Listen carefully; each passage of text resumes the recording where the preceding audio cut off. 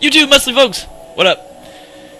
This is I'm doing a random hypertrophy workout today. I'm doing a 3-day for week program right now. Just doing some full body hypertrophy. Not really doing barbells much today.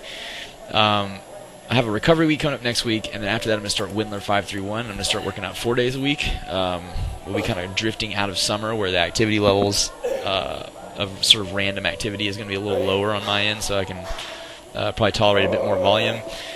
Food's also kind of rising up. I'm at 3750 calories. Body weight has creeped back up into the 160s.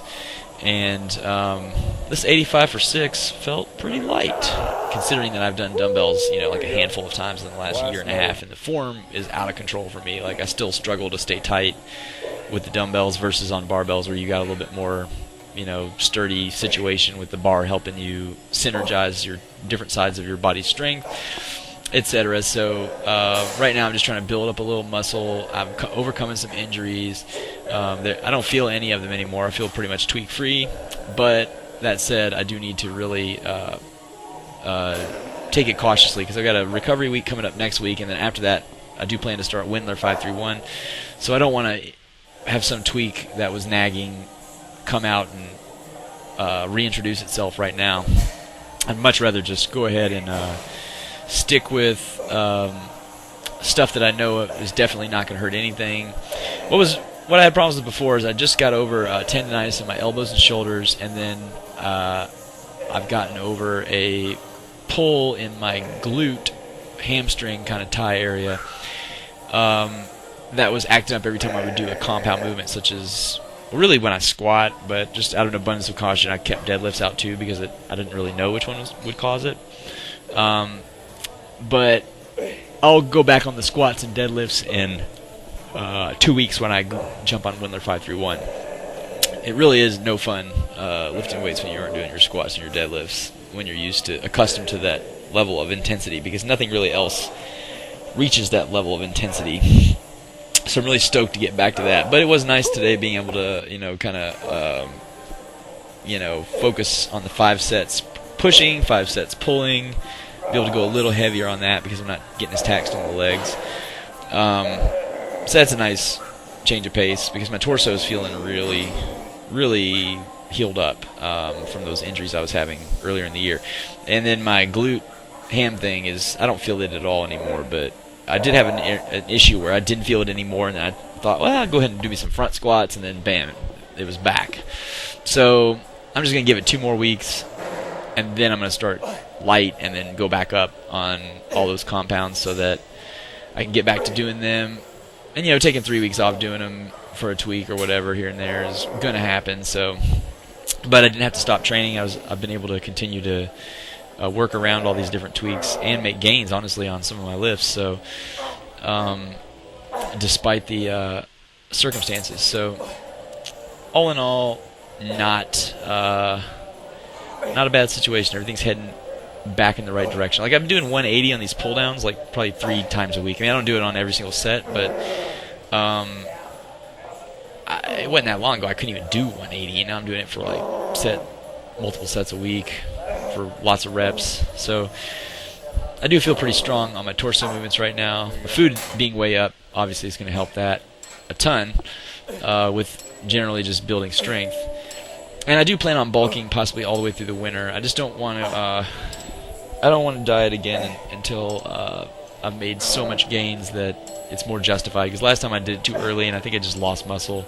I don't think I really, benefited much. I lost too much weight too fast, even at a high calorie level.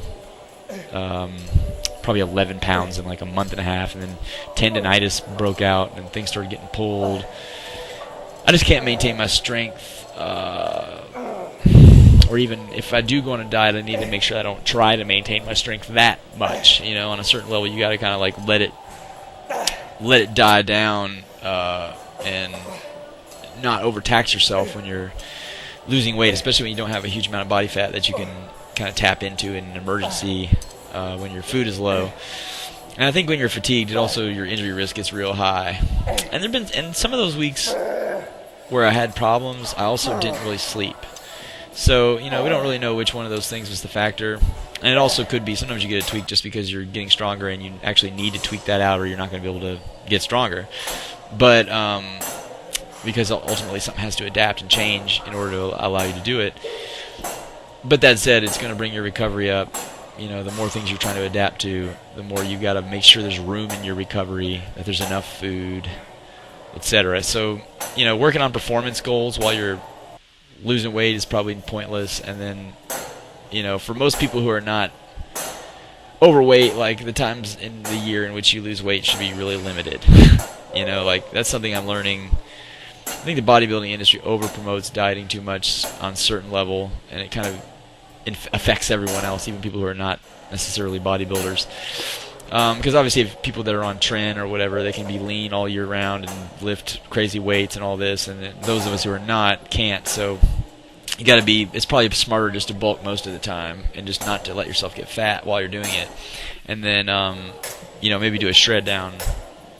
Maybe every year or 2 years, maybe even 3 years or something. It seems like the really elite natural bodybuilders like Brian Whitaker, Whitaker, or whatever his name is, don't diet that much, and they stay at a little bit higher body fat percentages, like during their off seasons, like 15, 16, maybe up to even 20% or something at points. Probably not 20, maybe like 15, 16, 18, and put on some gains that way, and then shred down.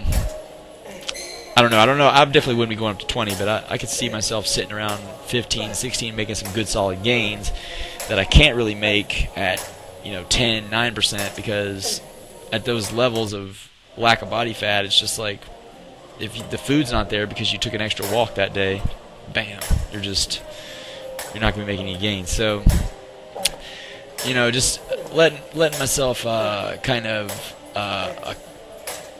bulk for enough months in a row to get that synergy where your body really, because supposedly bulking works better collectively over time when you allow it to kind of like build on itself rather than just making little short gains and then slashing down really quick. I don't know that really is as effective, and I've had some years where I tried that and I didn't really go very far forward. I might have gained 1 hard pound, 2 hard pounds over the course of an entire 2 or 3 training cycles, where I might have gained only a quarter pound given what I lost after.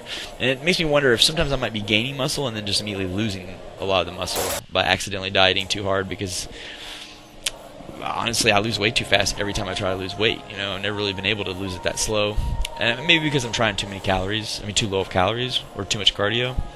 But whatever it is, right now I'm just much more focused on making sure that I have injury-free performance improvements for a while, because the feeling of just like struggling with those injuries that I was dealing with after that diet is not something I'm trying to go through right now. Like, comment, and subscribe. I sure do appreciate all your time. Peace.